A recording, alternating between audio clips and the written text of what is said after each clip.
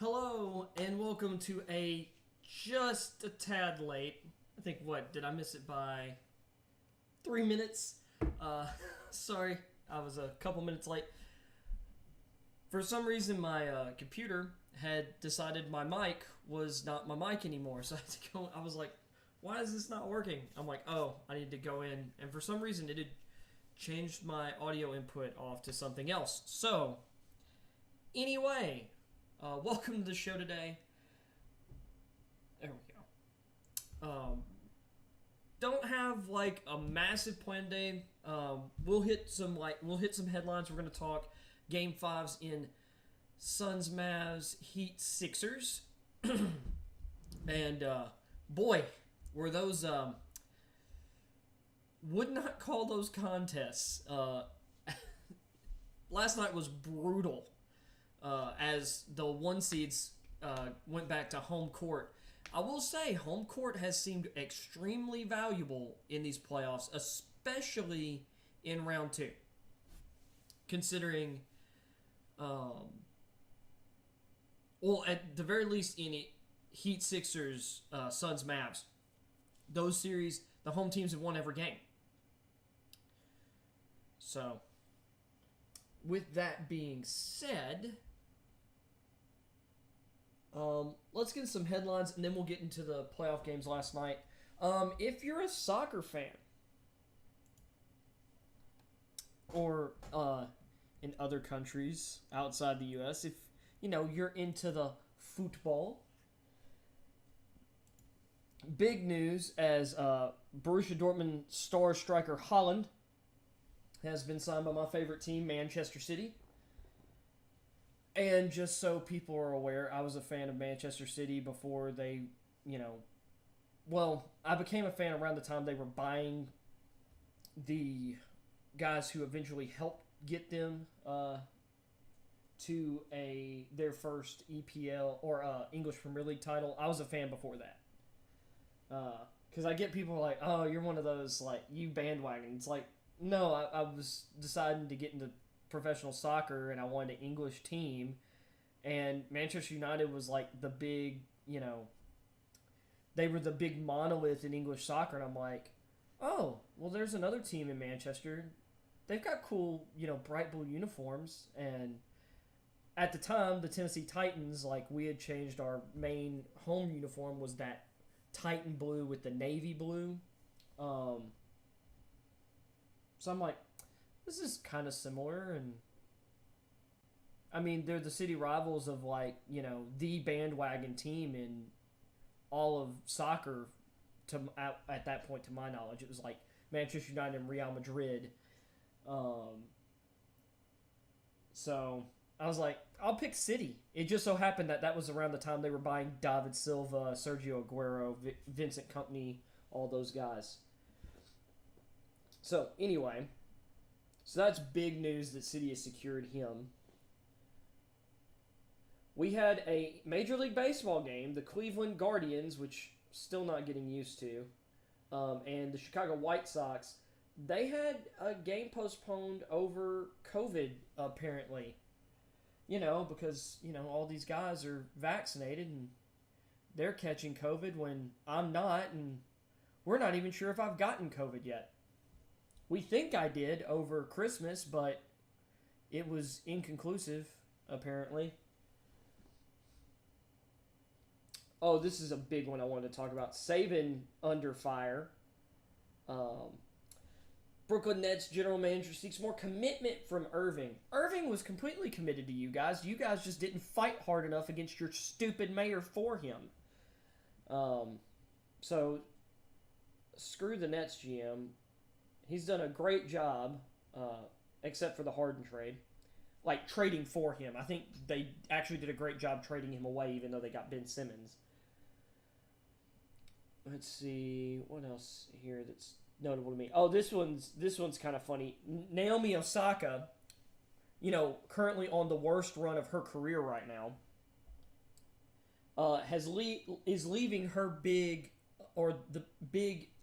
sports agency, IMG, I think Sports and Entertainment, to form her own sports agency.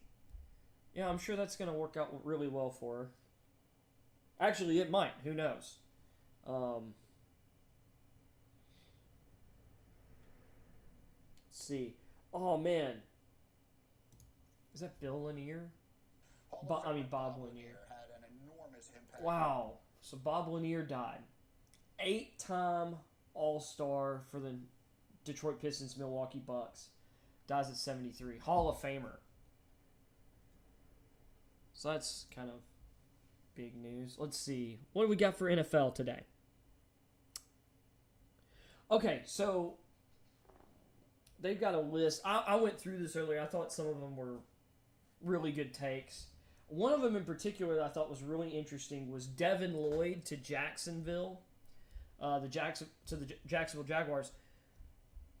Lost in all the shuffle of them doing their whole head coaching search, and everyone's talked about Doug Peterson being hired.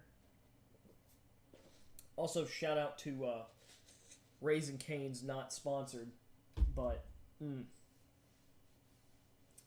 some of my favorite fast food trash right there. And by trash, I mean, a glorious feast of fats.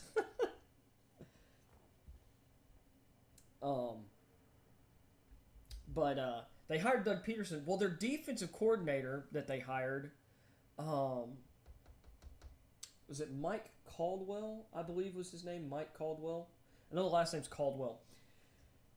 He was the linebackers coach under Todd Bowles in Tampa the last couple years. And Devin Lloyd's absolutely a perfect fit.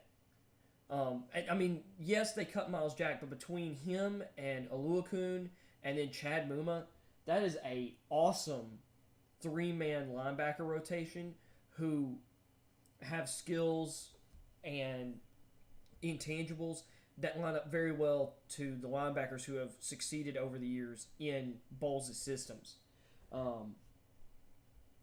Lloyd's not as athletic as Devin White, or at least his, he didn't have the combine of Devin White. He's a little bit taller, around the same weight, but he's a little bit taller. His blitzing IQ and ability as an edge rusher, I'd actually say Lloyd has some edge rush moves and is actually a little more polished as someone who can literally line up as a 3-4 outside linebacker or a 4-3 strong side backer and come off the edge and actually win versus tackles. But Lloyd's a great blitzer, really instinctive in intermediate and underneath coverage, and great against the run. I think the Jaguars linebacker group, even if it takes, a year for Lloyd and Muma to get a grasp, I'm not going to be shocked if by the end of this year, and definitely during the 2023 season, if the Jaguars linebacker group is not one of the best in the league. Caldwell's a really good linebackers coach. I've always been a fan of Todd Bowles as linebackers, and if this guy has a similar philosophy to Bowles, which I would imagine he does, the Jaguars should have a really nice front seven this year. Let's see. McCarthy returns to Lambeau for Week 10 game. Yeah, they're slowly releasing the schedule, and it's kind of annoying. Let's see.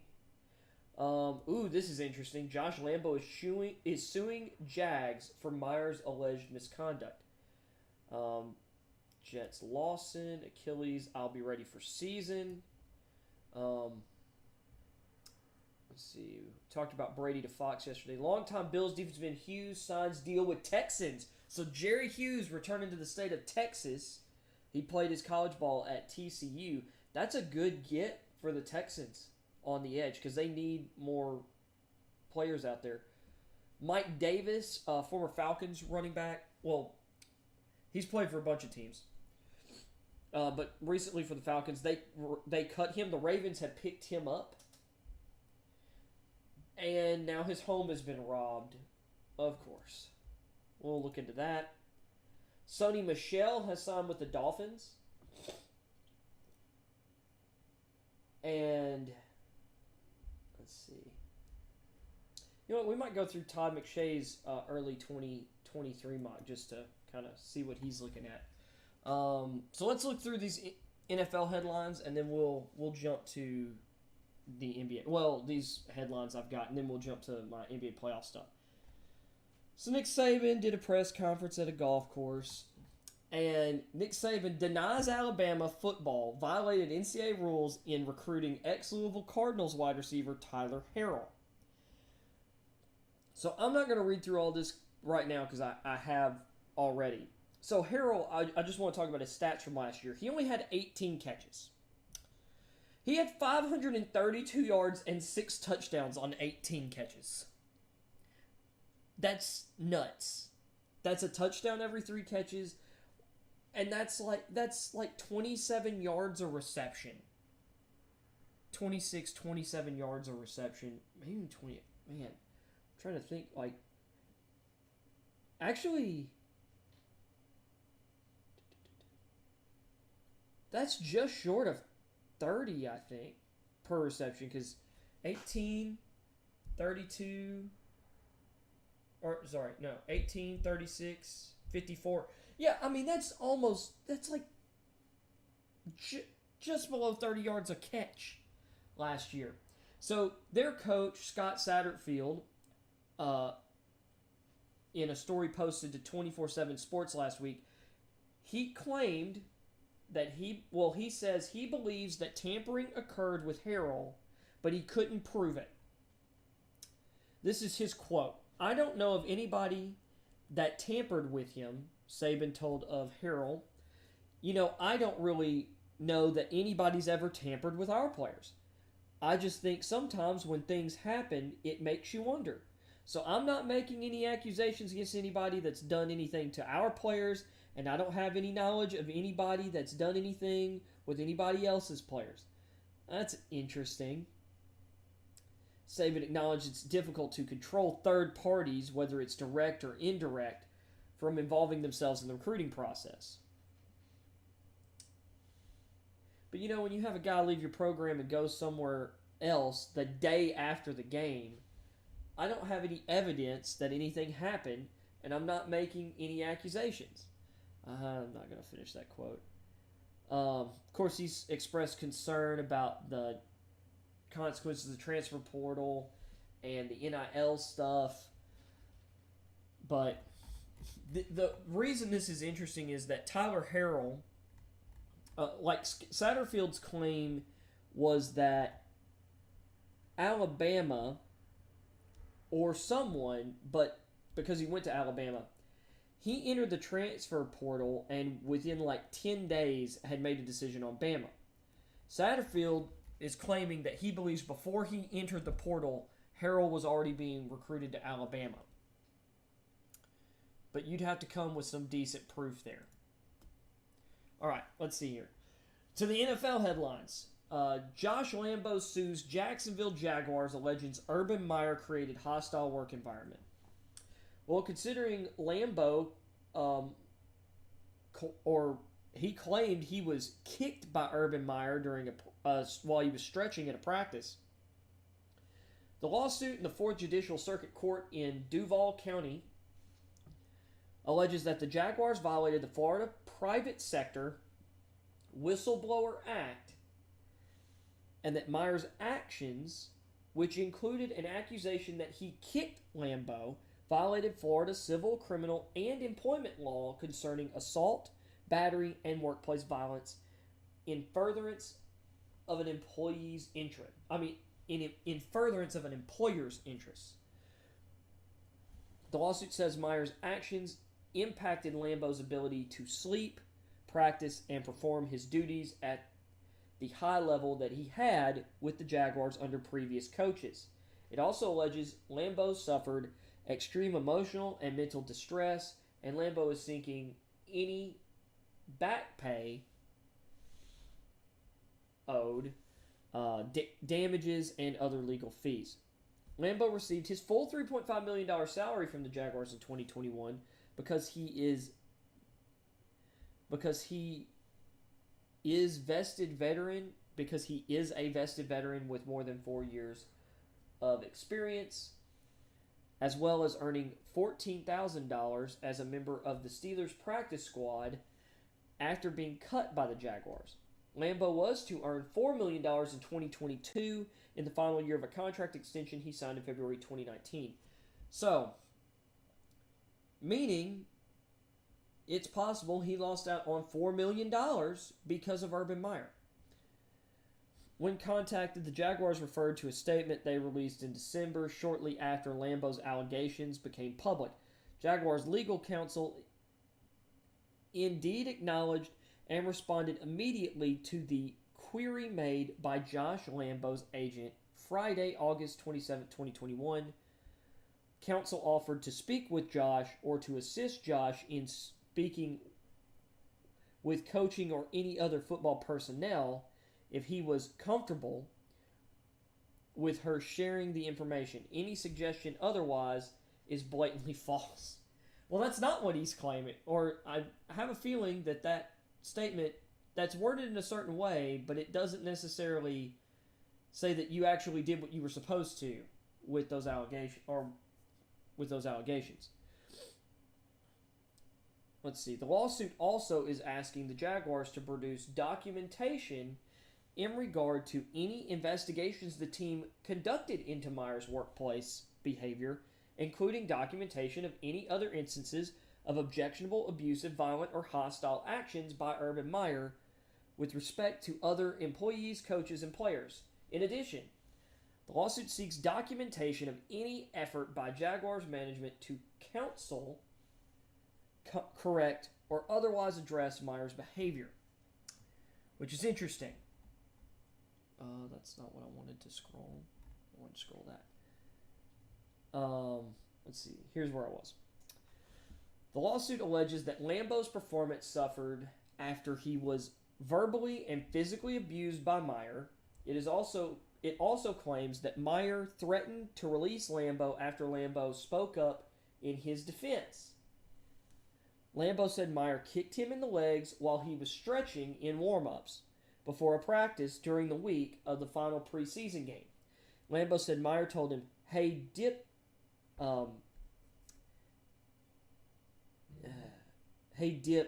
whatever, make your effing kicks, and then kicked him in the leg. Which doesn't seem very professional.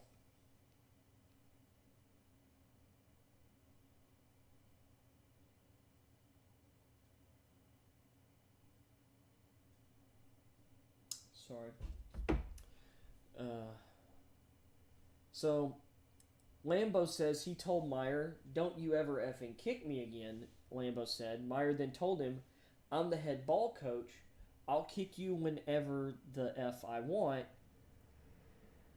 The lawsuit alleges Lambeau told his agent, Richard Irvin, about the incident, and Irvin notified the Jaguars' legal counsel the following day.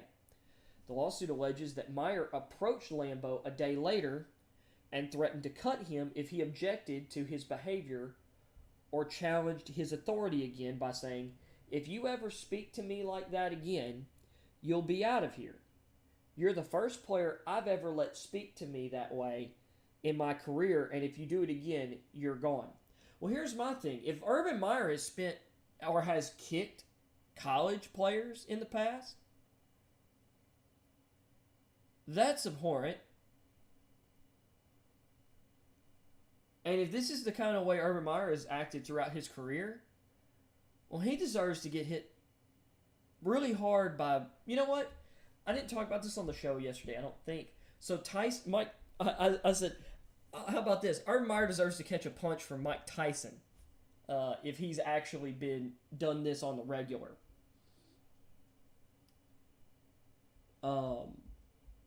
Mike Tyson, by the way, not being charged for assault like a bunch of people thought would happen because they were morons and didn't watch the video. Because a drunk guy kept bugging him and threw something at his head. Well, hit him in the head with a water bottle and then continued. And Mike Tyson eventually beat the crap out of him on a flight. It's like, hey, maybe don't be a drunk, belligerent moron and then assault somebody maybe you won't get punched in the face by a heavyweight champion boxer who held back. Anyway, back to this. Lambeau had missed 2 kicks in the preseason before the incident, but made both of his field goal attempts in the final preseason game against the Cowboys. Lambeau missed all 3 of his field goal attempts in his first 2 regular season games against the Texans and Broncos. By the way, before 2021, Lambeau was actually a pretty freaking good kicker. Lambeau missed 2 PATs against Arizona in Week 3, and Matt Wright served as the Jaguars' kicker beginning in Week 4. He kicked a 54-yard field goal with 3:45 remaining and a 53-yard field goal as time expired to give the Jaguars a 23-20 victory over the Dolphins in London on October 17th. That snapped the Jaguars' 20-game losing streak, which was the second longest in NFL history.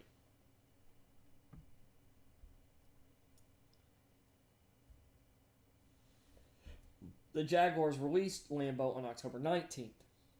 The lawsuit alleges that the physical and verbal abuse impacted Lambeau's ability to perform at the level he had during his previous 6 seasons. Lambeau made 81.3% of his field goal attempts in 2015-16 with the Chargers, but was cut before the 2017 season.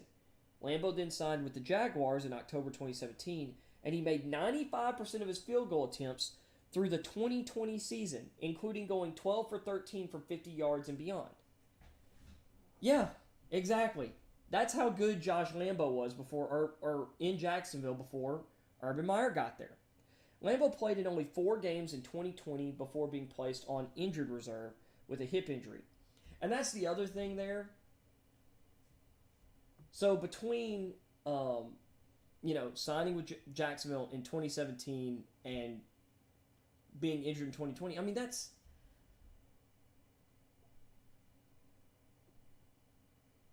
almost 3 full seasons there worth of kicks, and he was 95%. But he did end up on injured reserve in 2020. Aldrick Rosas was one of 6 kickers the Jaguars used in 2020 to replace Lambeau, and he and Lambeau had a training camp competition in 2021 before the Jaguars released Rosas on July 30th, which, if I'm not mistaken, the only reason Rosas was part of that, if I'm not mistaken, Rosas was the guy, he was the Giants field goal kicker who's pretty freaking good, and then he decided to drive drunk and crash his SUV into, I think a stoplight or a telephone pole or something like that. And then leave the scene, and he was barefoot and bleeding. That was a crazy story. Lambeau is the most accurate kicker in Jaguars history. So even with all those misses at the beginning of last year, taken into account, his field goal percentage as a Jaguar was 91.6%, and he holds team records for most consecutive field goals, 24, which is incredible, and longest field goal, 59 yards, tied with Josh Scobie. The Jaguars fired Meyer shortly before 1 a.m. Eastern on December 16th after just 13 games, which was too long. Owner Shad Khan's spokesperson released a statement to the Associated Press that stated Khan had made the decision to fire Meyer in the hours after the Jaguars' 20-0 loss at Tennessee on December 12th. Oh, that's Carl Lawson, not Shaq Lawson I was talking about earlier. Duh. Okay. So, I'm just going to say this. I don't necessarily think it'll end up being successful, but I think Josh Lambeau has a legitimate case here. And but I'll say this. I have heard people, even in the aftermath of that, there are people who defended Meyer's actions with Josh Lambeau. And I 100% do believe them to be true.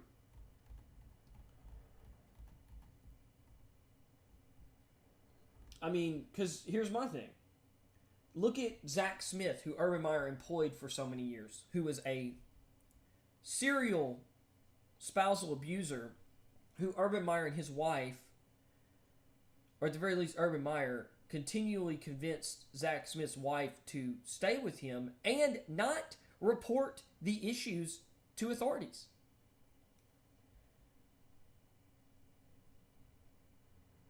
Makes sense that a abusive piece of crap would enable another abusive piece of crap like Zach Smith.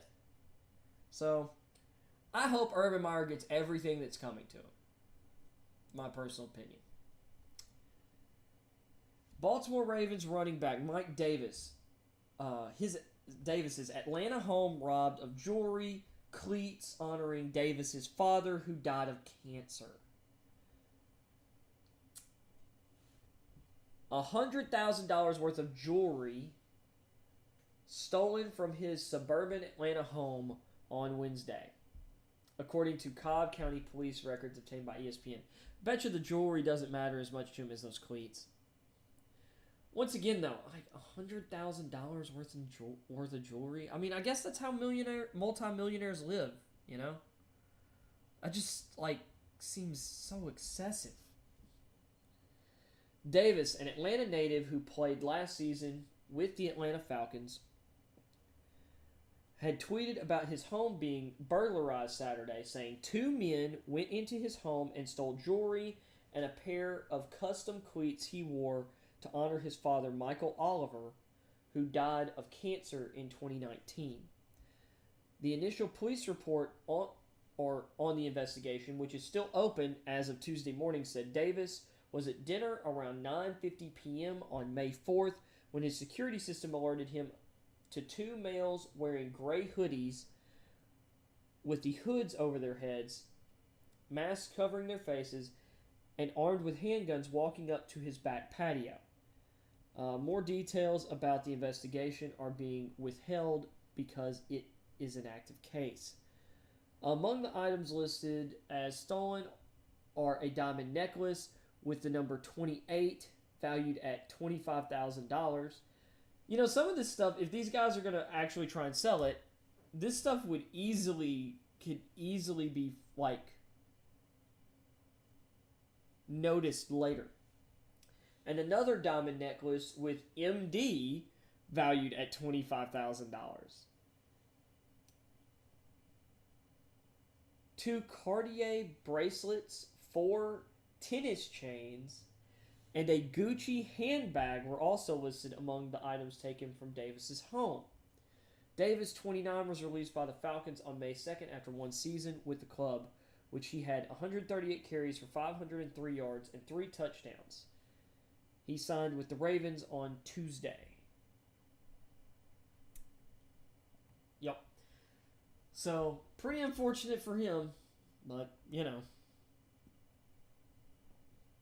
Sure, I mean, this is my thing. I hate when anyone gets robbed. Thieves are some of the worst kinds of people. Hope they find them. So, Miami Dolphins signed Sony Michel, adding to deep running back core. So this continues. So it's a 1-year, $2.1 million deal. Michel, 27, will be the third running back to sign with Miami this offseason, joining Raheem Mostert and Chase Edmonds. The Dolphins already have Myles Gaskin on the roster, and they tendered Salvian Ahmed as well, which it's funny, Gaskin and Ahmed were both teammates at the University of Washington as well. So they played most of their college and pro careers together. Makes me think that Jared Dokes probably isn't back either. I think that's Dokes' first name. But yeah, they've really overhauled the roster at running back. I wouldn't be shocked if Gaskin ends up cut. But the Dolphins really overhauling their roster this offseason.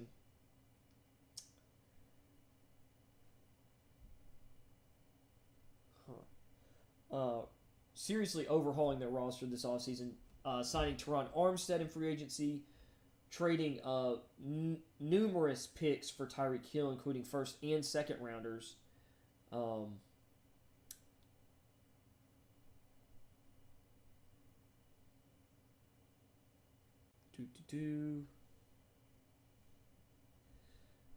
So, their head coach, Mike McDaniel, the new head coach of the Dolphins, he spent 5 seasons as the San Francisco 49ers run game coordinator. His offense during that time ran for the 11th most yards in the league. Last year, his first as the team's offensive coordinator. They were 7th in the league in rushing and 5th in attempts. And that's despite a ton of injuries at the running back position. Michel rushed for 845 yards and scored 5 touchdowns, 4 rushing, 1 receiving for the Super Bowl champion Rams last season.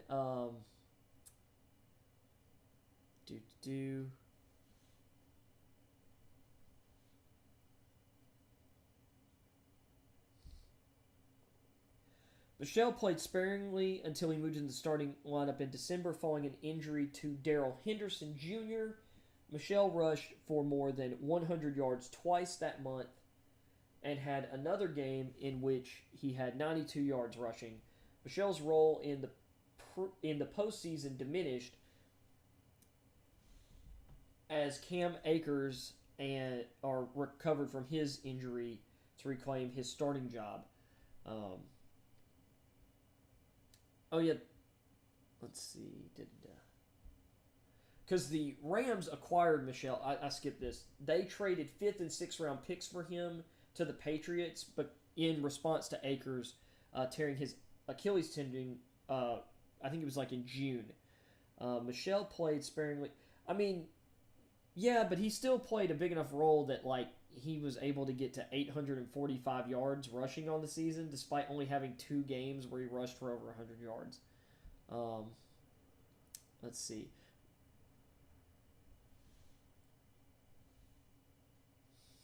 This will be a homecoming of sorts for Michel, who is a 5-star running back at American Heritage School, roughly 20 miles from Hard Rock Stadium. Yep. It's kind of funny, actually, when you look at a lot of these star running backs from Georgia. They had guys who came in like pairs, but it's funny because the 4-star guy in the pair was always better than the 5-star, or you would argue was better. So for Sonny Michel, he was the 5-star. Nick Chubb was a 4-star recruit. Before them, it was Todd Gurley and Keith Marshall. And Marshall was I think it was Keith Marshall. Pretty sure it's Keith Marshall. I know the last name's Marshall. Marshall was the 5-star. Gurley was the 4-star. Now, Michel got drafted higher than Chubb going into the pros, because of like injuries, although both of them suffered injuries in college. Chubb has clearly been the better and more durable back. Let's see here. You know what? We'll come back to that one. So let's go to the NBA. We'll talk about those headlines and get into the playoff stuff here. Embiid salutes Jokic as MVP. Questions own bid. Well, what does that mean? Ooh, that's kind of interesting. Marquise Chris follows Bismack Biyombo off court after ejections. We'll get into that. That was Suns Mavs from last night. John Morant has bone bruise, playoff return doubtful. So, thanks, Jordan Poole.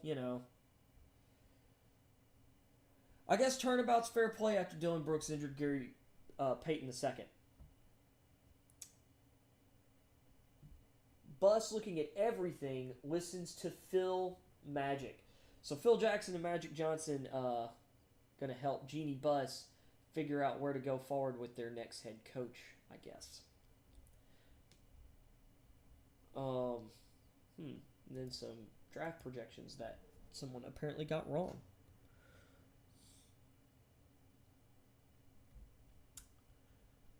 And then I'll go ahead and set up looking at those. So we'll hit these headlines and then we'll get into the games from last night. Joel Embiid asks, what else I have to do to win MVP? He says, all energy now focused on bigger picture of helping Philadelphia. Now, so that headline's a little different than the headline that we clicked on. Joel Embiid congratulated Nikola Jokic on winning the NBA's Most Valuable Player Award for a second straight season, adding Tuesday night that there was no right or wrong answer among several deserving candidates. But Embiid also said that going forward, he'll still steer his focus towards only the bigger picture, winning a championship. Noah Embiid said when asked if he was surprised when ESPN's Adrian Wojnarowski reported Monday that Jokic would again win the award. I mean, this is something that I knew weeks ago, even probably 2 weeks before the season ended, after those games,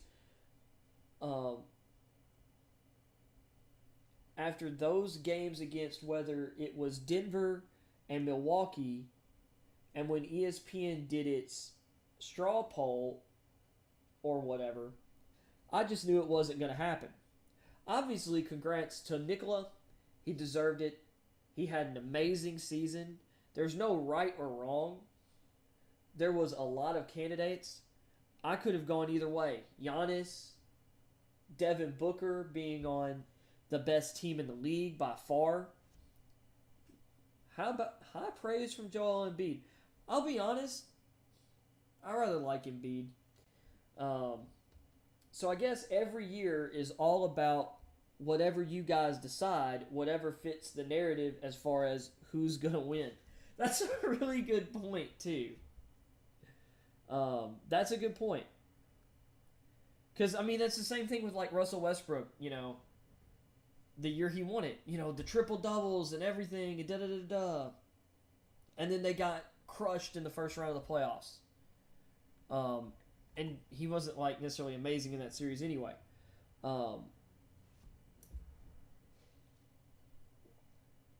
And then Russ basically replicated that season, not quite as efficiently, but the next year, and wasn't even in consideration.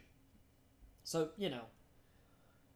Embiid was one of 3 finalists for the award for a second straight year after putting together arguably the best season of his career, an NBA best 30.6 points per game, along with 11.7 rebounds and 4.2 assists in a career high 68 games.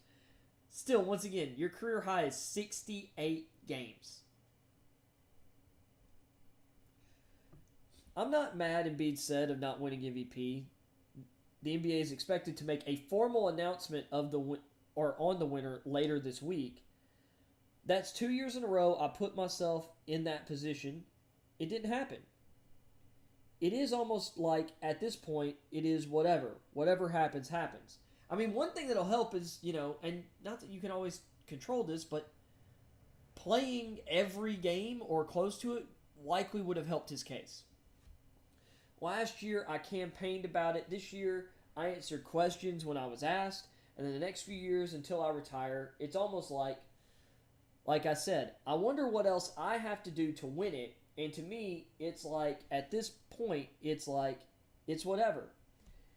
It's all about focusing. It's all about focusing. Not that I wasn't focused on the bigger picture, but, it's really time to really put all my energy into the bigger picture, which is to win the whole thing. And here's my thing. If Embiid continues to play like this on a year-to-year basis, he'll eventually win an MVP because there's... I don't even know if Nikola Jokic can replicate what he just did this year. If Embiid's healthier next year and plays 70 plus... if he plays 70, 75 plus games at that level, with those stats, he'll win the MVP award. But, I mean, you've also got, Giannis. You've got so many guys putting up insane stats. Embiid also took issue with a comment from the Ringer's Bill Simmons, who said on a podcast last month, F. Jalen Green, when discussing Green's possible candidacy for the all-rookie team while playing for the league-worst Houston Rockets. Simmons later tweeted an explanation of his position. Yeah, Bill sometimes, and that's part of like what makes Bill Bill, is he just kind of runs off at the mouth sometimes. Members of the media vote on NBA awards. Well, what is it going to talk about this? Yeah, members of the media vote on NBA awards. No jack, ESPN. We all know. What if Jalen Green was in a position to earn a Supermax? Or, I don't know, an all-star appearance, and you got someone sounding like that, and he has a lot of power, Embiid says. Simmons can sway a lot of other media members. That's true to a degree, absolutely. Which is why there shouldn't be any incentives for Supermax tied to awards voted on by the media. And by the way, most media members don't want that because they don't want to be in control of whether people qualify for Supermax contracts or not. I don't think it's fair. I don't think it's okay. So that's really the only thing I said about those awards. Yeah, I'm not going to... That's about all we need to read of that. Let's see. Marquise Chris follows Bismack Biyombo down tunnel after late ejections in Suns' Game 5 win over Mavericks.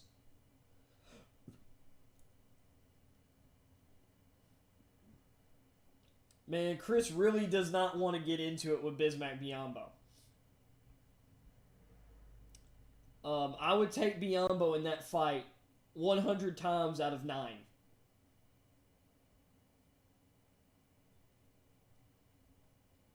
I don't know what... So what happened here? What happened? So, like, I guess Biyombo is going to the basket. And... You know, hard foul. I guess he says something, maybe, walking by. And then he took... I think Chris said something. Well, Chris actually forearmed him in the chest.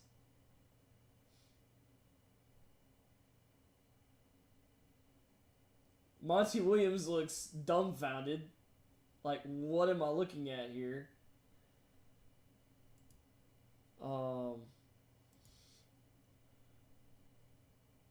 Let's...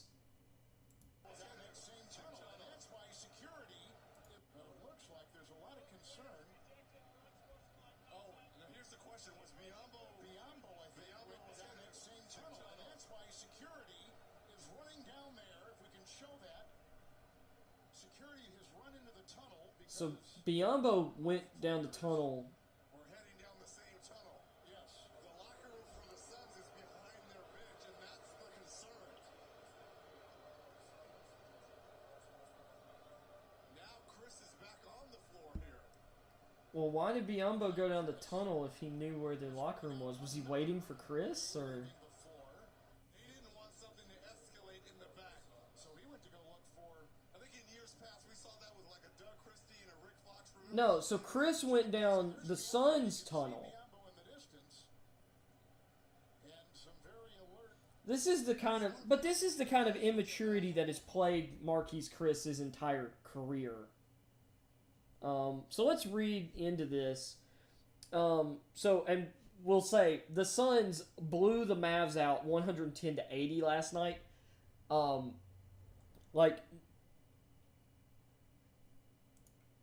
We're talking a 30-point blowout, which probably led to the frustration foul there by Marquise Chris. So he followed Suns center Bismack Biyombo off the court and through the tunnel after the pair were ejected late in Phoenix's Game 5 win on Tuesday night, causing security personnel to sprint after Chris and retrieve him before a confrontation could occur. With the Suns leading by 28 with 2.3 seconds remaining, Chris fouled Biyombo on a lob play. Biyombo turned around to approach Chris, and Chris pushed his arm away. I mean, we saw that video, right? Biyombo's arms are down by his side. Chris didn't push an arm away. Chris just pushed, like, he banged at Biyombo. Referee David Guthrie assessed each player a technical foul and summarily ejected them. Biyombo exited the court through the proper tunnel, heading towards the Suns' locker room. Chris followed through the same tunnel shortly thereafter. And if you saw, he was like hopping up and down, which to me seemed like he was pumping himself up to do something stupid. He was supposed to exit through the tunnel on the opposite side of the court leading to the visitors' locker room, which a lot of places design these things this way so that opposing teams who are, in confrontation all night aren't like in a tight and closed space together at any time. Chris was surely familiar with the directions or with the difference in the two routes, considering he used to be, let me read it the way they put it. Having played the first 2 seasons of his career in Phoenix from 2016 to 2018. Several members of both teams' security staffs, as well as Dallas backup center Boban Marjanovic, followed after Chris in an effort to prevent further incident. And nobody's messing with Boban because Boban's 7'4". It's just a massive mountain of a man. Also a great dude. Really funny, entertaining guy. Not long after Chris was escorted back through the tunnel and ushered towards the other end of the court to the Mavs locker room. I get the competitiveness of the game, but we're just trying to win the game, Suns coach Monty Williams said after the game. All the stuff that happens that's extracurricular, I don't have anything to say about that. I understand how chippy it can be. We just want to win the game, and that's it. We're trying to get one more win, and that's our focus right now. Chris and Biyombo did not speak to reporters afterward. Prior to the ejection, Biyombo was a valued contributor off the bench, with Phoenix outscoring Dallas by 20 in the 21 minutes he played. Biyombo, who joined the team on a 10-day contract in early January because of injuries, before signing a deal for the remainder of the season, finished with 7 points on 3 of 5 shooting and 7 rebounds. Biyombo's always been a really good rebounder and particularly defensive player. It's just he's so limited offensively. Biyombo received DNPs in 2 of the first 4 games of the series. It's just a decision, Williams said, of the rotation change. Assigning the lion's share of backup center minutes to Biyombo rather than JaVale McGee. You don't know how it's going to work, or you don't know how it's going to work out, but when we looked at some of the matchups and the energy that Biz brings to the game, we just felt like his energy would allow for us to make energy plays. And absolutely, he is a really energetic center. And that used to be JaVale, and JaVale can still kind of do that, but you'd be amazed, like, how old JaVale is at this point. Like, he's in his mid-30s. JaVale's been around for a long time. Because he came out, I believe, he was one of the last guys to come straight out of high school. He might have come after, like, 1 year in college, but I think he was a straight out of high school guy. I might be wrong. He might not be in his mid-30s yet, but I think he is. I know he and Blake Griffin have to be around the same age. I want to say he's older than Blake. With Biyombo ejected, Suns forward Cameron Johnson subbed into the game to take the free throws that Biyombo would have been awarded, which, man, isn't that nice? Johnson's a great free throw shooter. From the foul by Chris, Johnson hit both to give the Suns the 30-point margin, making the fifth 30-point postseason win in franchise history, including the second straight playoffs in which they achieved the feat, according to research by ESPN Stats and Info. And they took a 3-2 lead in the series. And you know what? We'll use that as a means to just kind of quickly glance over the box score here for Suns Mavs. So, 30-point win. I mean, just brutal efficiency for the Suns in this game. And the Mavs, and this is kind of one of those things. Or in basketball and in a lot of sports, your role players play better at home. Dwight Powell only played 8 minutes in this game, starting the game for the Mavs. He recorded a rebound and 2 fouls. Dorian Finney-Smith played 37 minutes, was minus 16. I mean, everyone just about it was a negative that played in this game. Reggie Bullock played 35 minutes, missed all of his shots. He did have 2 steals, but no points for him or Powell. 8 for Finney-Smith. Brunson in 35 minutes was efficient, 9 of 17 from the field. 0 of 1 from 3. Weird they didn't shoot more from distance. 3 of 6 from the line. He had 7 rebounds, 2 assists, a steal, 21 points, 4 turnovers, 3 fouls. I mean, when your other role players aren't hitting shots, it's hard to get assists. Same with Doncic here. 35 minutes. He was 10 of 23, 2 of 8 from 3, 6 of 7 from the free throw line, 11 rebounds, 2 assists, 3 steals, 4 turnovers, 3 fouls, 28 points. The biggest negative in the game was Maxi Kleber's 24 minutes. 6 rebounds, 1 of 5 shooting, 1 of 4 from 3, 1 of 2 from the line, 4 points. He was minus 22, 4 fouls, 2 turnovers. Yeah, he's been really rough when they play in Phoenix in this series. Davis Bertans played 19 minutes. He was 3 of 4, all from 3. Made his only free throw, had a steal and a rebound. 10 points. He was actually plus 1 in his 19 minutes. So the only player on the Mavericks who was plus anything.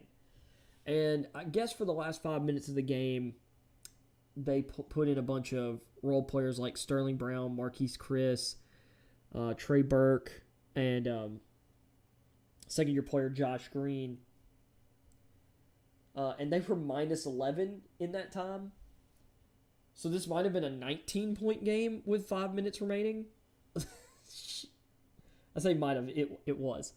Spencer Dinwiddie only played 16 minutes and was really ineffective. He was minus 6. Frank Ntilikina played 13 minutes and was minus 11. Just a rough game. I mean, 25% from 3 on 32 attempts, 38% from the floor, and 18 to 27 from the line. Like, they really got helped by free throw attempts in this game and weren't hitting them at a good rate. It's rare you see a team finish a game with less than 30 made shots. The Suns starters didn't even have to, or a number of their starters didn't even have to play a ton. I mean, they still played 35 minutes, but in the postseason, you see those guys regularly go for 40. So, Chris Paul, 3 of 8, 1 of 3 from 3, but 10 assists, 2 rebounds, a steal, 4 turnovers, 2 fouls, 7 points, but he was plus 7. Booker had 28 points on 11 of 20 shooting, 3 of 7 from 3, 3 of 4 from the line, 7 rebounds, 2 assists, 2 steals, 2 turnovers, 3 fouls. He was plus 25. Jay Crowder only played 27 minutes, made 1 of his 6 shots, 5 of them 3-point attempts. The only shot he made was a 3. 5 rebounds, 2 assists, 3 points. He fouled out. He was plus 1 in 27 minutes. Let's see. Michael Bridges, 34 minutes. He was 6 of 13 from the field, 2 of 5 from 3, 7 rebounds, an assist, 4 steals, 2 fouls, no turnovers, 14 points. He was plus 23. Ayton was plus 11. He only played 22 minutes. He had 20 points, 3 fouls, a turnover, plus 11, 2 assists, 9 rebounds, 3 of them offensive, 9 of 13 from the field, 2 of 2 from the line. Very efficient, 22 minutes for Ayton. And then they had a lot of their bench guys play late. Isaiah Wainwright got 7 minutes in this game. He was plus 10. Torrey Craig played 4 minutes and was plus 11. Cam Johnson played 25 minutes, 5 of 8, 1 of 4 from 3. Less 3-point attempts than, well, I guess I'm used to him shooting more than half of his shots from three. 3 of 4 from the free throw line, 2 rebounds and assists, 2 steals, a block, 2 turnovers, 2 fouls, 14 points. He was plus 17. Cam Johnson's defense does not get enough credit. JaVale McGee only played 3 minutes in this game. He was plus 1. Let's see, 21 minutes from Biyombo. We talked about some of his numbers, but 3 of 5 from the field, 1 of 2 from the line, 6 rebounds, 2 offensive. He had an assist, a turnover, a foul, 7 points. He was plus 18.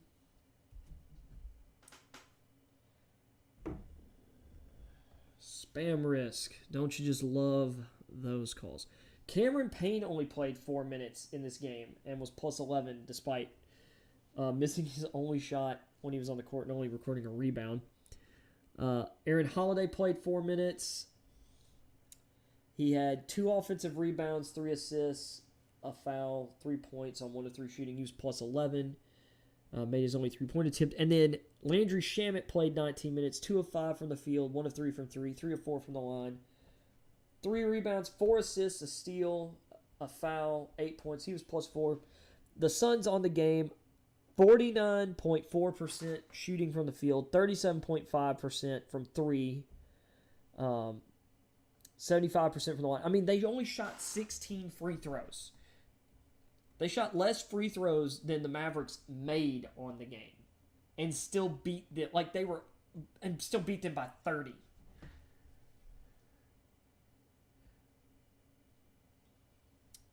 Just nuts. All right, let's go back over here. Let's look at Heat Sixers, which Kyle Lowry did not play in this game because of a hamstring injury. It did not matter because the Heat decided it's scorched earth time. We're back home. We're going for it. They won by 35, 120 to 85.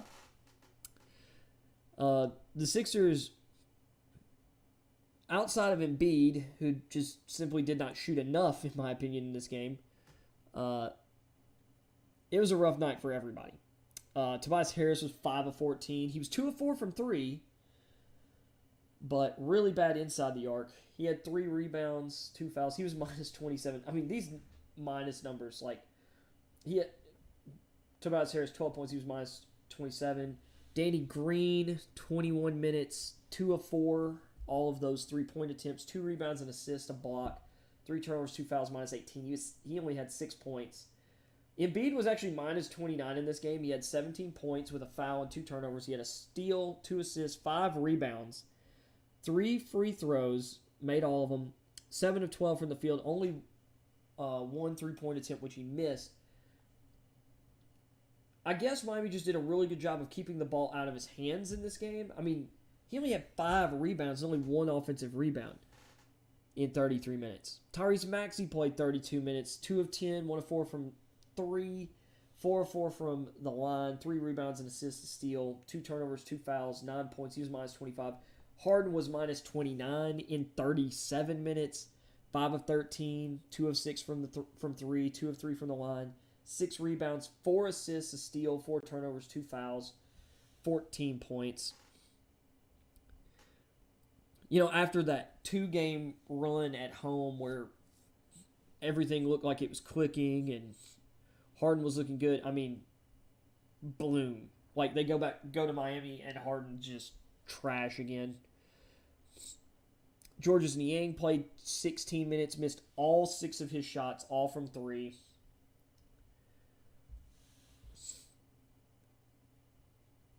Paul Reed played 16 minutes, 3 of 6 from the field, missed his only 3-point attempt.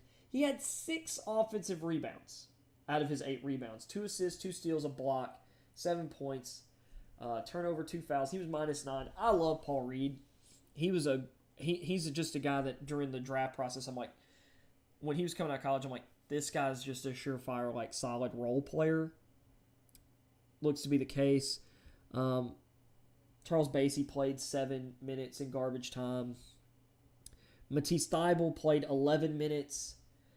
He was 1 of 2 from the field. Both his shots were threes. He was minus 15 with 3 points. I'd rather play him than Georges Niang.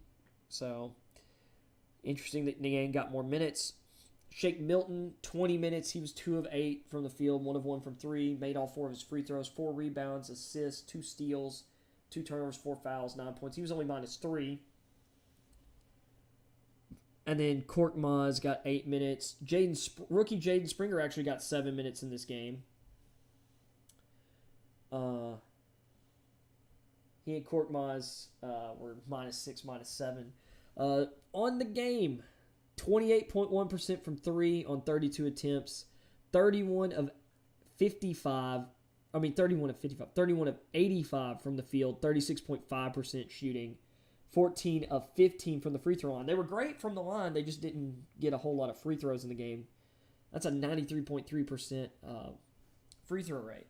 But, I mean, look, they only scored 5 more points than Dallas did. They made 1 more 3 on the same number of attempts. And they actually had 4 more made shots. They just had less free throws to shoot, so they made less. So, once again, it's really rare to see a team make under 30 buckets in a game. And the Mavs pulled it off last night. For the Heat, just another great team effort. Max Struss had a great game. 28 minutes, 7 of 13 from the field, 4 of 10 from 3, made 1 of his 2 free throws. He had 10 rebounds and assists, 2 turnovers, a turnover, a foul, 19 points. He was plus 30 in 28 minutes. PJ Tucker, 31 minutes, 4 of 6 from the field, 2 of 2 from 3, 4 rebounds, 7 assists from Tucker, a steal, and a block. Tucker is no slouch as a playmaker when or in the flow of the offense. He allows them to do some interesting stuff, like he can post up and off of actions and hit cutters and open shooters. Tucker also had a steal and a block. No fouls or turnovers, 10 points. He was plus 16. Jimmy Butler plus 36 in 35 minutes. 9 of 15 from the field, hyper efficient. 2 of 4 from 3, which is great for him. 3 of 4 from the line, 9 rebounds, 3 of those offensive, 6 assists, a steal, 2 turnovers, 2 fouls, 23 points.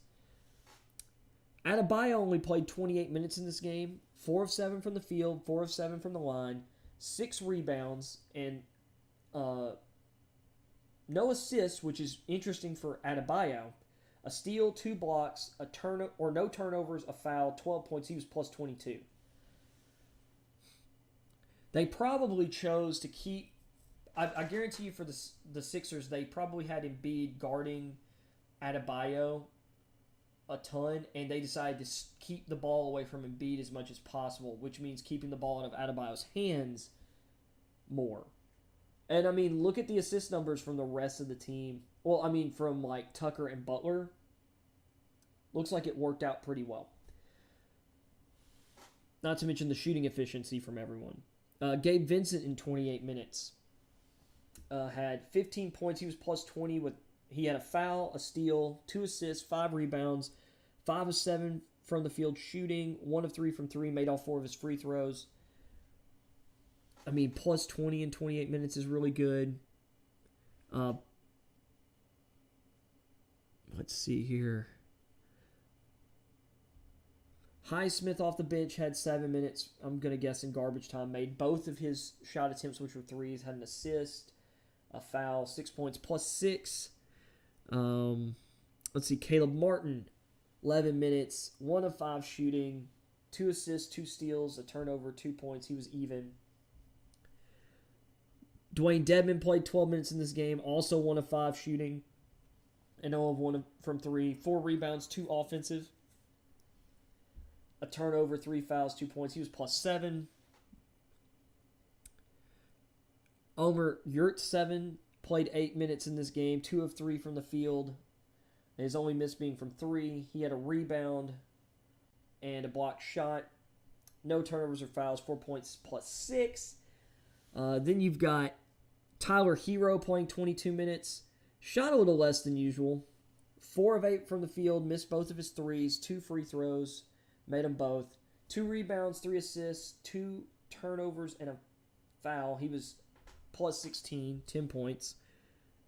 Victor Oladipo in 18 minutes was 5 of 10, 1 of 4 from 3, 2 of 2 from the line, 3 rebounds, 3 assists, 2 steals, 3 turnovers, 2 fouls, 13 points plus 11. And then Duncan Robinson played 14 minutes in this game.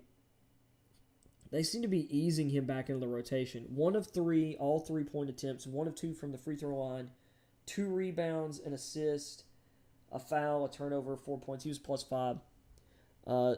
Miami shot 53.6% from the field, 39.4% on 33 attempts, made 13 threes, 17 of 23 from the line. So they were 74% from the line. Miami's defense was smothering again. And, I mean, they're doing this without Kyle Lowry. They're doing this with Duncan Robinson, not a major part of the rotation.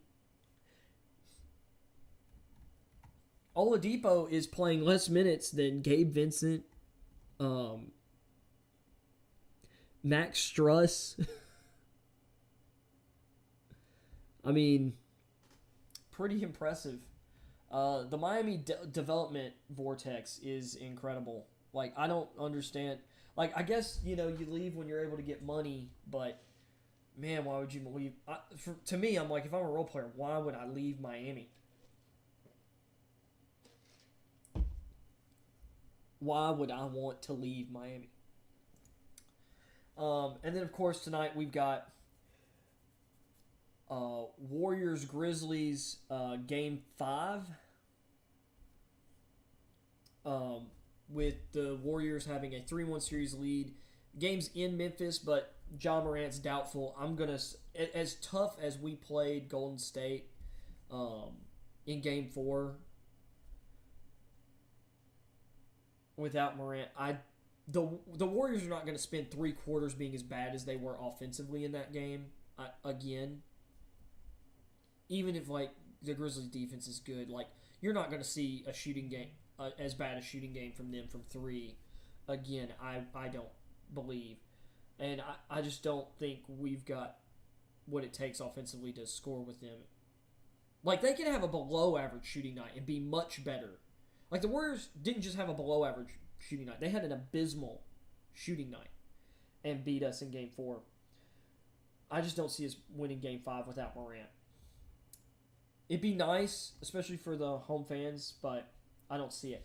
And then Celtics, Bucks back in Boston for Game 5. That's a 2-2 series. I expect the Celtics to win that game. Let's see here. Which current NBA players outperformed or underperformed draft experts' projections? I've got a couple interesting draft-related stuff for NBA, NFL. Or I just saw these articles. I thought they were interesting. So, NBA insiders. Some guys that the insiders had rated too low in recent years. Jalen Brunson, went 33 to the Dallas Mavericks. And a lot of people had him as a second-round pick, which I thought was crazy.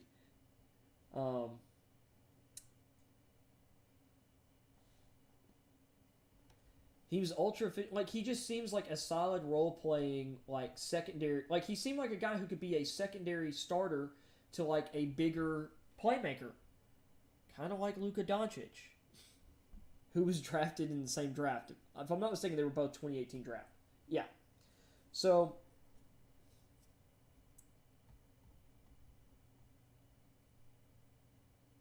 yeah.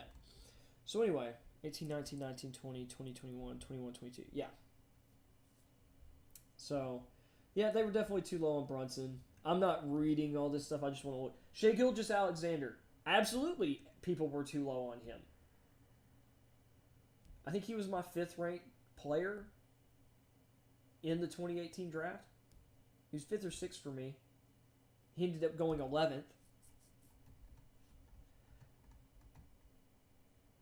Trae Young, number 5.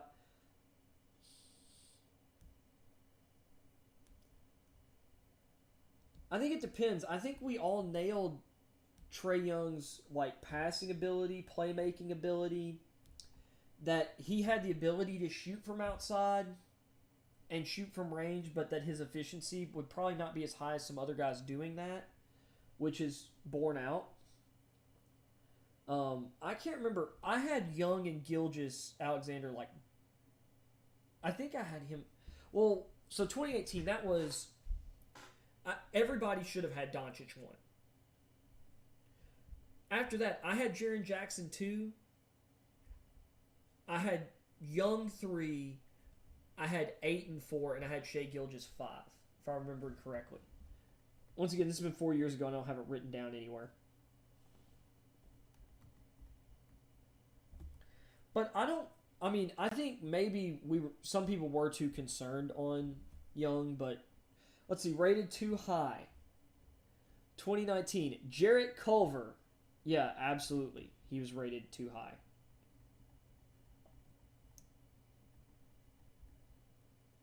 Sekou Doumbouya.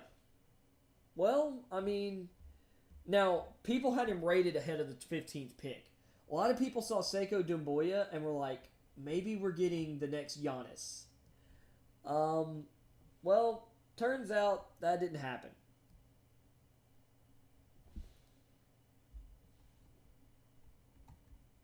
Yeah. Denny Avdia. I don't think this is fair yet.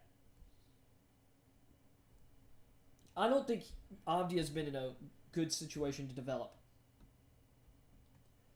Necessarily.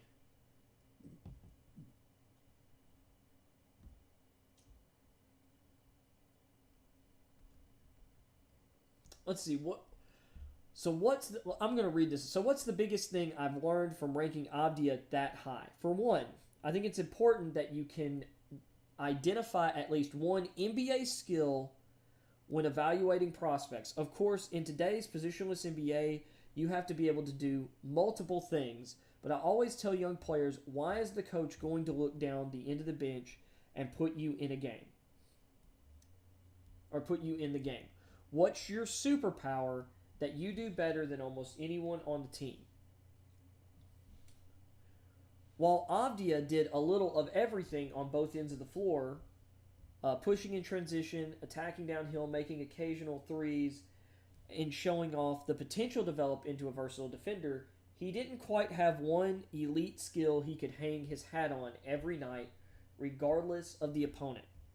That's the thing. If Avdia had not been a lottery pick, if he had been like a late first round pick, he might even be better right now because he probably would have been treated developmentally. He would have been treated differently and put in the proper developmental context. I've learned that potential top 3 caliber prospects generally need that sense of inner calm that allows them to take over games, along with the skill set to make shots off the dribble. Because Avdia, I want to say he had like 3rd. If they're going to eventually or ultimately bounce him into a wing creator like I projected Avdia to become, Avdia often played a little too sped up, which has helped him become a great defender, but is also a reason it has taken time for him to slow down offensively. The shooting off the dribble was a bit of an adventure as well, and he's a career 31% from 3 so far. And that's total from 3.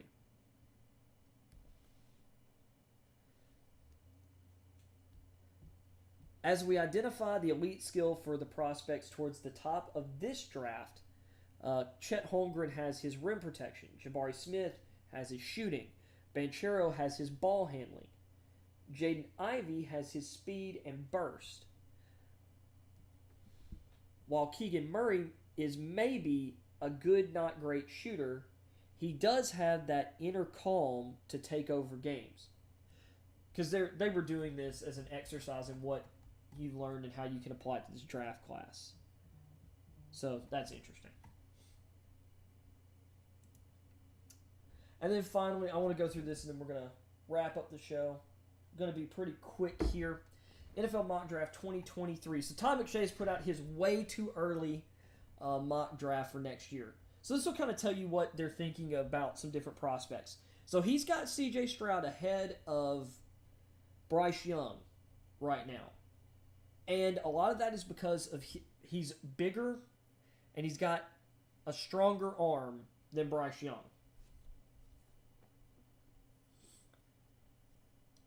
And then Young, number 2 of the Lions.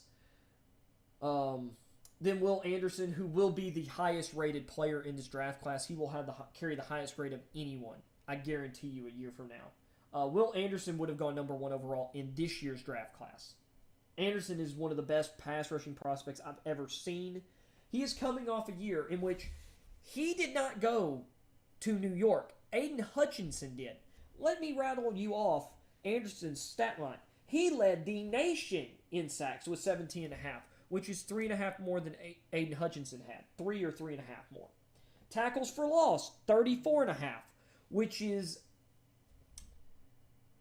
at least 5.5 more than Hutchinson. I think more than that. I know Hutchinson was somewhere in the 20s, I think, in tackles for loss. Anderson had 34.5, which is insane.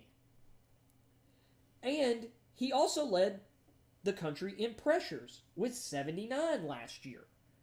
Which people, their advanced stats people are like, well, Aiden Hutchinson actually did a better job of pressuring the quarterback than Will Anderson.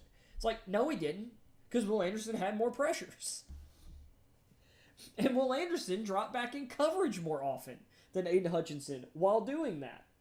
Pairing Anderson with Jermaine Johnson II, a first rounder this year, could give, that's the way they were putting that. Because if the Jets were to get Will Anderson next year, after the draft they just pulled in and getting Jermaine Johnson, my God, that pass rush. Because they also have Carl Lawson under contract, who should be fully recovered from the Achilles he tore before last year.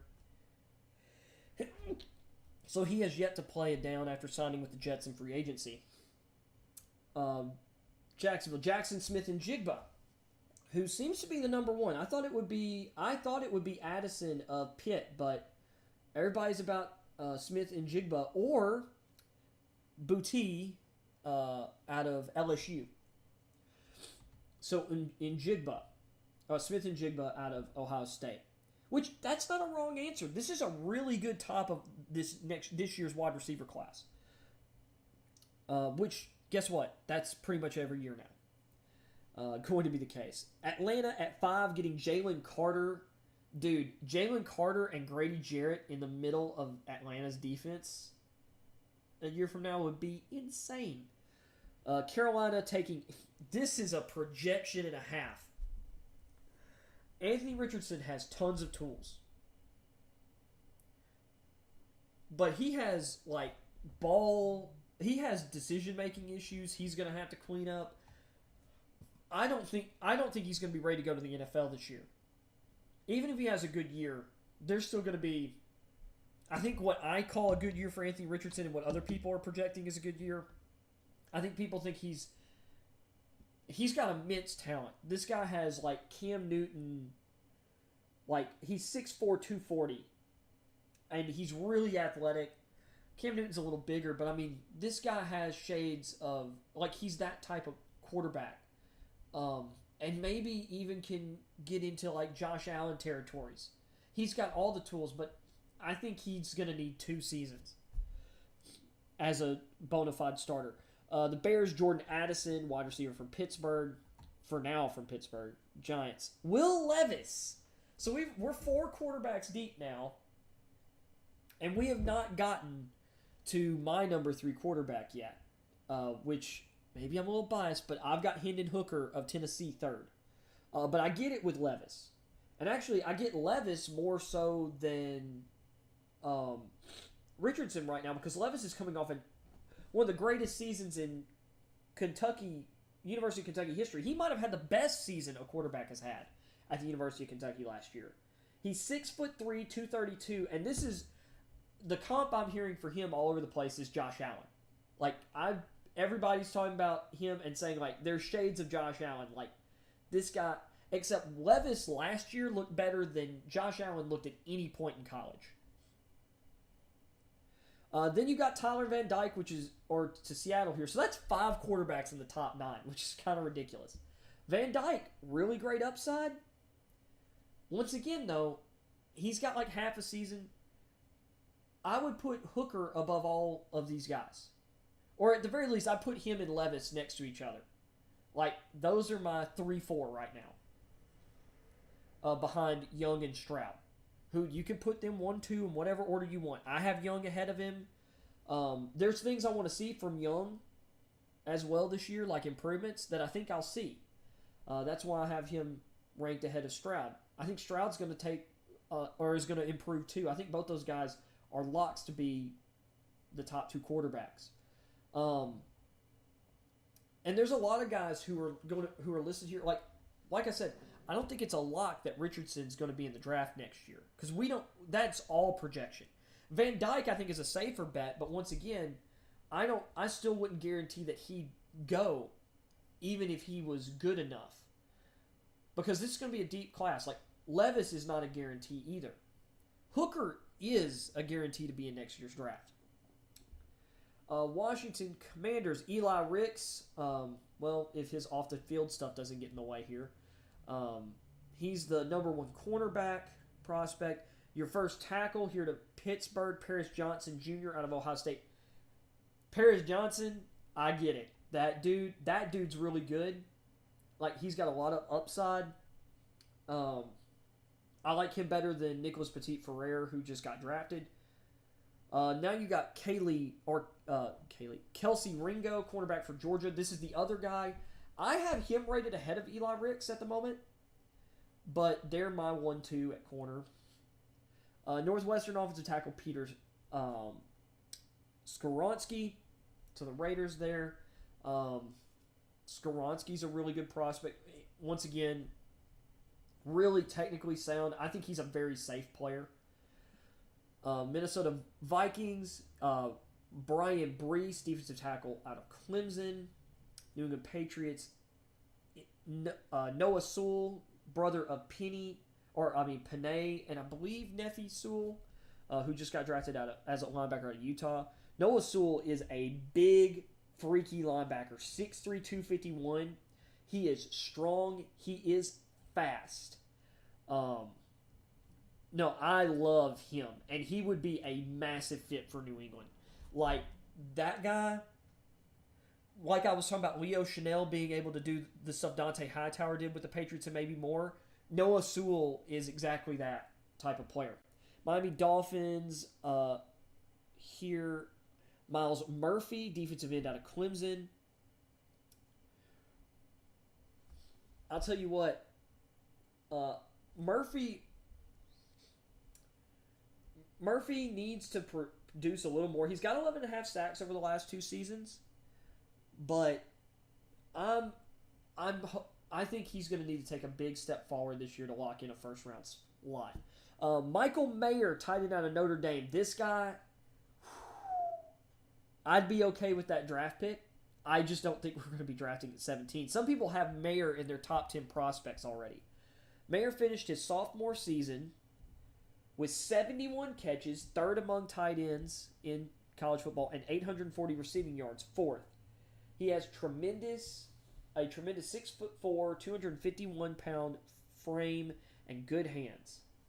That's what the write-up says here. I'd love to have him.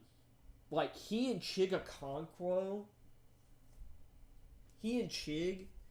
as a 2 tight end combo in our offense would be so good. Chig is like a move tight end. Oh, I'd love that. Indianapolis Colts. Derek Hall, defensive end, Auburn. Now, I have Hall rated ahead of Murphy out of Clemson right now. And he had a better season last year than Murphy. 9 sacks, 13 tackles for loss. We'll see if he... We'll see if Hall can improve on that. I mean, that's a really good season. If he replicates that, he's going to be a first-rounder for sure. Eagles at 19. Bajan Robinson, running back of Texas.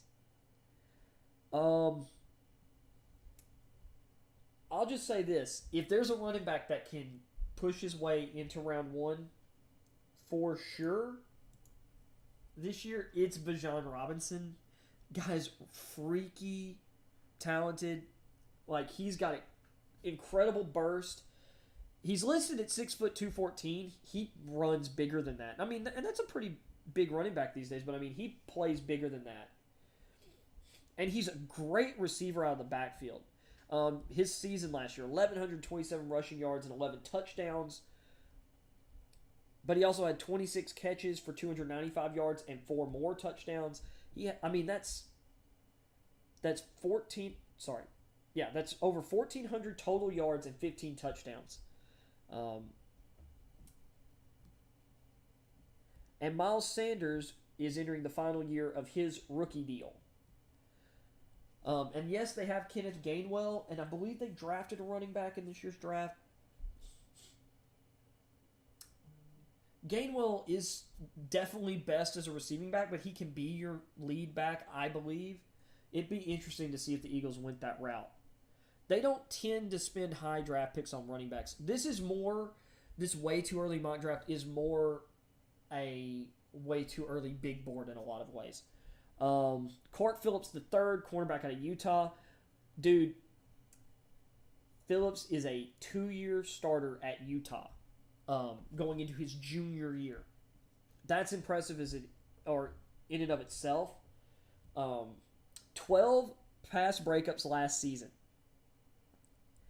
And I really like his tape. When I was watching Utah's tape for Devin Lloyd, I also did some looking at at Phillips at corner. I really like him. I think he's I think he's a lock already to end up in the first round unless he gets hurt. And here's your other receiver who is going to be vying for wide receiver number 1 this year. That is Kayshon Boutte of LSU. He got hurt last year, but the end of his freshman season and before getting injured last year, he was insane. Like, at the end of the 2020 season, he had a 300-yard receiving game. He's crazy. He had 9 TDs in 6 games last year before a leg injury injured his season. Like, he's awesome.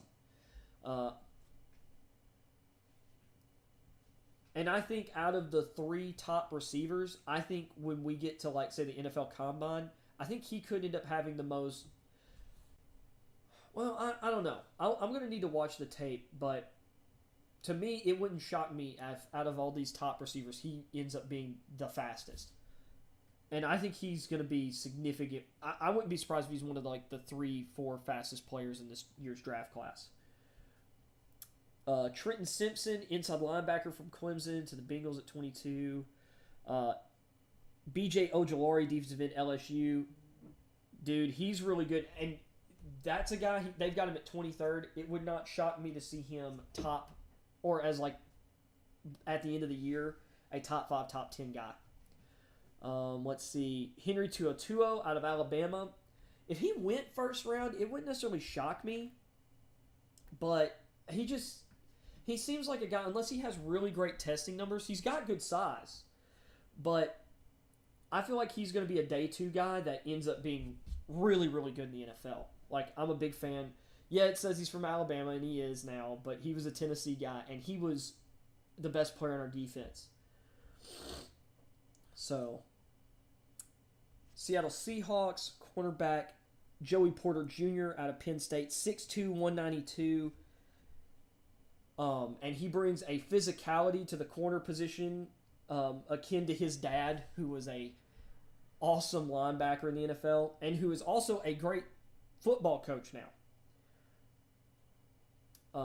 I think Joey Porter Jr. has the ability. I wouldn't be shocked if by the end of the year he's cornerback number 1. He's got that ability. Zion Nelson, offensive tackle out of the University of Miami. Another big athletic tackle prospect. Jahmyr Gibbs, running back out of Alabama to the Dolphins at 27. That's the Niners' first rounder. They're projecting them, I guess, at 27 going into the year. Gibbs is another guy I could see being the top running back taken. He's a little bit smaller than Robinson, but there's a reason he was the most sought-after transfer running back in the country this year. Detroit Lions 28. You got Tony Grimes, cornerback from UNC. 29. Green Bay Packers, Emil Ekiyor, guard out of Alabama. He's a really solid player.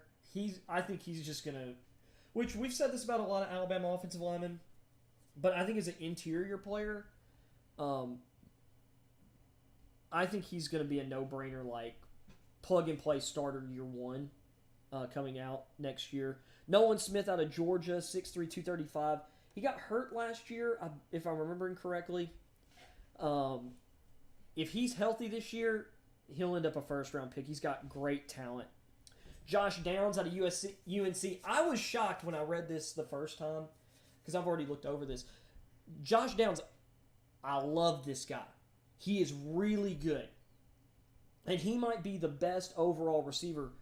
It's between him and Diami Brown over the past few years at UNC, but I really like Downs. He's kind of like, to me, he's a better version of Daz Newsome. He's fast. He's agile. He's the best. I think he's the best route runner out of all of them. He's really good. I was excited to see him up here in the first round mix. And then Marvin Mims out of Oklahoma. He's not big, but he is fast and quick. He's 5'11", 177. I mean, he is rail thin. And he hadn't caught a ton of passes yet, but 22 yards per reception last season. I mean, you put him in that Bills offense, you've already got guys like Stephon Diggs, Gabriel Davis, which Jameson Crowder's on a 1-year contract. Like, they have guys there who can eat up more targets. You bring in a guy like Mims and you just say, you're our deep threat, you're going long, and we'll use you on some screens and stuff too, but he'd be perfect for that role. So here's some quarterbacks I'm shocked to not see up here. Because some of this right here is projection from McShay. Whoops. That's what I want. And I'll do this and then I'll end the show. So the quarterbacks going into 2023, there's a lot of great players. Some of the best quarterbacks, though, that are going to play this year aren't draft eligible. Quinn Ewers and Caleb Williams, which we've already seen Williams at Oklahoma this year, but I think we're going to see a lot from Ewers in his first year starting in college in that Steve Sarkisian offense at Texas with great weapons. Xavier Worthy, who is the number one receiver already for 2024. Worthy is a true sophomore. He's not eligible in this class. I'd probably take him over any receiver that will be drafted this year, which is saying something. I think anyone who is a football nerd who is not in love with Xavier Worthy, I don't know what's wrong with you. But I think those guys are going to be up towards the top of things, but they're not going to be eligible for this year's draft. They won't be eligible until the 2024 draft. Out of quarterbacks eligible for this year's draft, I was kind of shocked to not see Sam Hartman up there.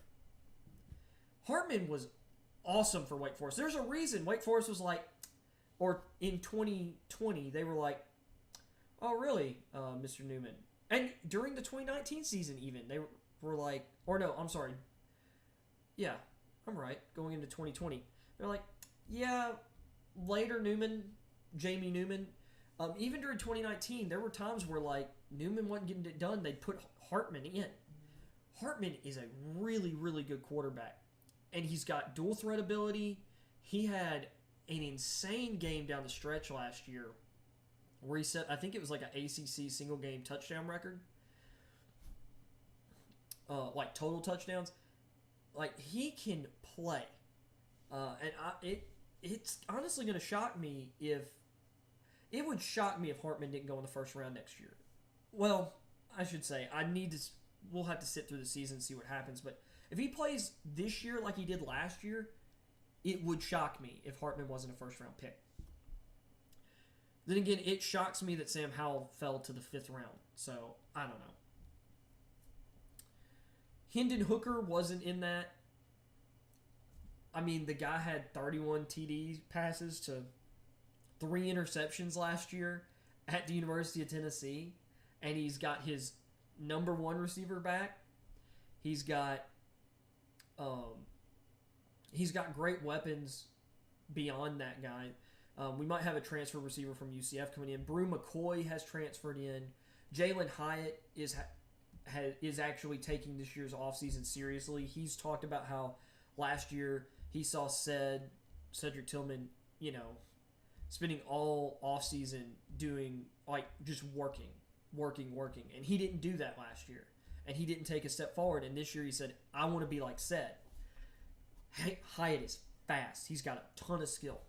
We got a new freshman coming in who Hendon Hooker described as one of the fastest people I've ever seen in my life. It's like he's got rocket boosters strapped to his feet, which that's cool. And I've seen some of the routes he was running during spring ball, and I'm like, that guy could do some stuff for us this year.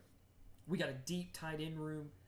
Our offensive line should, even though we're losing Cade Mays, our offensive line should improve, hopefully, this year with another year in the scheme, another year being coached up. If Hooker even talked about some of the things he's improved in. I've heard coaches and media people talking about it as well, which once again, this is all talk. But the word is, and this came from Hooker's mouth. He said, last year I was very much a first read quarterback. He said, it's like this year I've been working on progressions. He says, I'm much more comfortable going through progressions. Now we'll see what happens when we get to the fall and we get to games. But if he's more comfortable getting through progressions than he was last year, and you go and look at the stat line, if he'd started the whole season, he'd have had he'd have gone over 3,000 passing yards. He was just short. But if he had a 31-3 touchdown interception ratio last year, and he's more confident in the offense this year, with his athletic traits, I mean, we're talking about a guy who is like 6'3", 6'4", like, I believe 222, 225, somewhere in there. And quick, a real threat to run can absolutely hurt you on design runs and making plays outside the pocket. To me, he fits the profile of the modern NFL quarterback that a lot of these modern offenses really want. And he's bigger built than some of these other dual threat quarterbacks that have been coming out. So I wouldn't be shocked if Hooker ends up the third quarterback drafted next year. I would be shocked if he was drafted any higher than that, but I mean, it would shock me if he doesn't end the year as a top 5 quarterback. If he has a similar year this year to the one he did last season. So, Hartman, I was a little shocked to see Hartman and Hooker not up there. Another guy that I think is a really big sleeper at the quarterback, I say sleeper now, seemingly, Caden Slovis went into last year. A lot of people had him as a borderline first-round quarterback. He got hurt, and then everything just kind of went off the rails at USC anyway. He's at Pittsburgh now. You look at the jump Kenny Pickett made last year at Pittsburgh. If Jordan Addison stays, Slovis is has a top end, potentially best receiver. I mean, the reigning Blitnikoff Award winner. My thing with Addison is he's saying me entering the portal is not about money. It's about positioning myself in the NFL. You've got a guy in Keaton Slovis who's been a really good, really productive college quarterback who has played with receivers who have been good at the NFL level, or at least are rated highly at going into the NFL. Look at Amon-Ra St. Brown last year, who ended up falling to the 4th round, ended up having I believe, an over 1,000-yard season as a rookie. You've got Drake London, who was just drafted number 8 overall, the top receiver drafted in this year's class. And before he broke his ankle, he was on fire. He and Slovis had a great connection last couple years. Slovis a really good quarterback. There are other quarterbacks that definitely are more physically gifted. Out of all the guys I've talked about already, all the guys that we talked about on that list, and Hartman and Hooker that I've already brought up, he's not as physically gifted as any of them. Slovis is still a really good quarterback, and I like his pro chances, especially. And when I say I like his pro chances, I think he's going to stick in the NFL. He may not become a top end starter. He is at least, I think, going to be a quality backup quarterback, but we'll see. Let me think. A couple other names to mention: Max Johnson. If he wins the A&M starting job and has a big year, which would not shock me in the slightest, Max Johnson has the ability. Like, he's in a situation where he can rocket up draft boards. DJ Uyangale. If he plays this year like people thought he was going to play last year, he's going to rocket up draft boards because he's got incredible tools. He's also cut weight. We'll see if that helps him play quarterback. But DJ's put in work. Don't sleep on Stetson Bennett. You know, Baker Mayfield had an amazing, was having an amazing run at Oklahoma, and he still had to have one more year. Like, he was already arguably the best quarterback in college football, had to play another year, and eventually went number 1 overall. Stetson Bennett shows out. I don't think he's as good as Baker Mayfield, but keep an eye on Stetson Bennett. Over at LSU, you've got 2 draft-eligible quarterbacks, Miles Brennan and Jaden Daniels.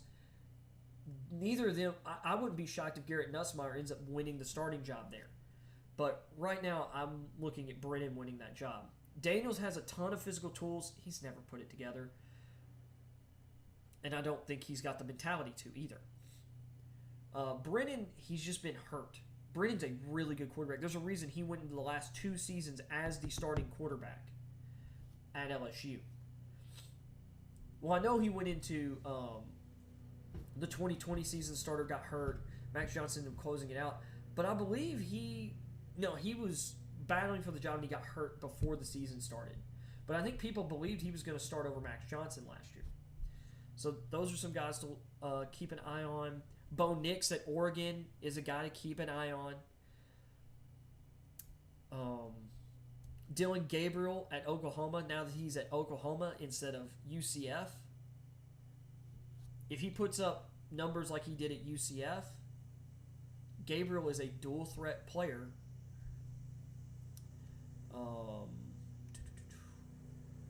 And Phil Jerkovic at Boston College. Pro Scouts love him. I don't think he'll end up a first-round guy. I think he's going to be drafted this year, but and Tanner Morgan is still in college at Minnesota. Him and Sean Clifford at Penn State. You know, people talk about Sean Clifford being there forever. I think Tanner Morgan's been there longer than, or been at Minnesota longer than Sean Clifford's been at Penn State. Like, these guys, they're going to get drafted and they're going to be 30 and balding. I'm mostly joking there, but I mean they've been around the block a while, and that might be one of the things holding Hooker back with some of the projections is he is older. He and I believe Sam Hartman as well. They're both older quarterbacks than a number of these other guys. So that being said, that's the show for today. I'll be back 3 p.m. Tomorrow. I might stream a little earlier because it is Thursday, so it could start at 2 or 2:30, but it'll likely be 3. So with that being said, hope y'all have a great rest of y'all's Wednesday, and I will